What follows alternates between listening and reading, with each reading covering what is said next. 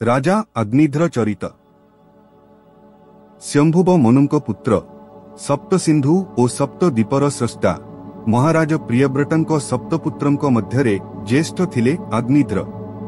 सांसर सुखरु वितस्पृह होई राजा प्रियव्रत अंतकाଳରେ सप्तदीपा मोहिकु सात पुत्रंक मध्यरे बांटी देई तपस्या करिबाकु चलीगले।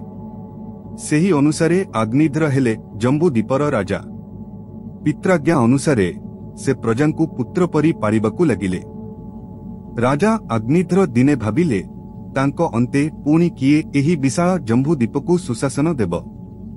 एहा चिंता करी से एक उत्तम एवं गुणवान पुत्र प्राप्ति निमंते मंदराचलकु जाई ब्रह्मांकु घोर तपस्या आरंभ कले। ब्रह्मदेव राजा अग्निध्रंक अभिप्राय जानिगले।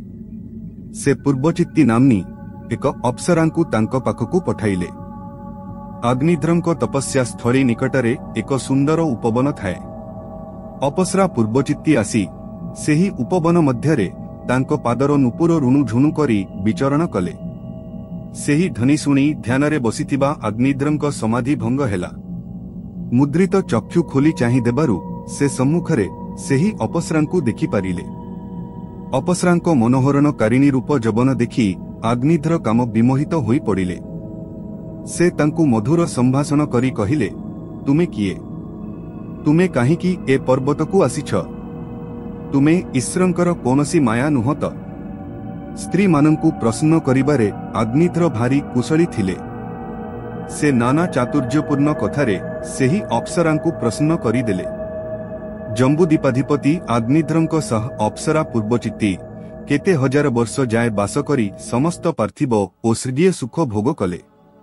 सेही अप्सरांक गर्भरु राजा अग्निध्रंक 9 वर्षरे 9 गोटी पुत्र जन्म हेले। नाभि, किंपुरुष, हरिवर्ष, इलावृत्त, रम्यक, हिरणमय, कुरु, भद्रास ओ केतुमाला।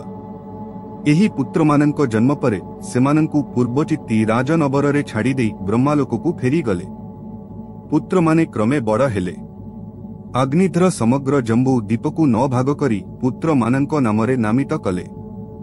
विखंडित सेही भूखंड गुड़िक वर्ष नामरे परिचित हेला एवं प्रति वर्षरे राजा अग्निध्र तांकर जंकरी पुत्रंकु राजपण समर्पी देले। महाराज अग्निध्र अप्सरा पूर्वचित्तींक सह दीर्घ काल बास परे मध्य सुख भोगरे तृप्त होई पारि नथिले। से सेही अपसरांकु ही परम पुरुषार्थ बोली भाबी तांको कथा निरंतर भाबुथिले। एणु वेदोक्त कर्म आधाररे अग्निध्र एपरी एक लोककु प्राप्त हेले जेउठारे पितृगण निज सुकृत अनुसारे विभिन्न भोग्य वस्तु उपभोग करुथिले। राजा अग्निध्रंक देहांत परे तांको 9 जन पुत्र मेरुंक 9 जन कन्यांकु विवाह कले।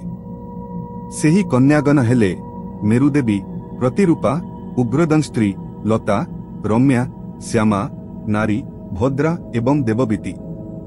परे मेरु देवींक गर्भरु राजा नाभिंकर पुत्र रूपे संभव होइथिले भगवानंक अष्टम अवतार श्रीऋषभ देव।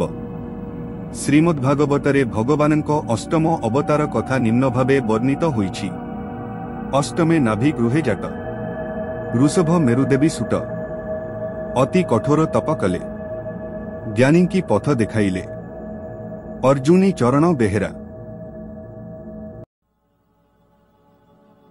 आपण शीर्षक न्यूज यूट्यूब चैनल को सब्सक्राइब कलेनी कि? जदि करि नाहंती एबे करि नियंतु। शीर्षक न्यूज फेसबुक और ट्विटर पेज को लाइक और फॉलो करंतु। ओडिया भाषा और साहित्यर समृद्धि पाई प्रकाशित पोस्ट गुडी को बहुल मात्रा रे शेयर करंतु। जय जगन्नाथ।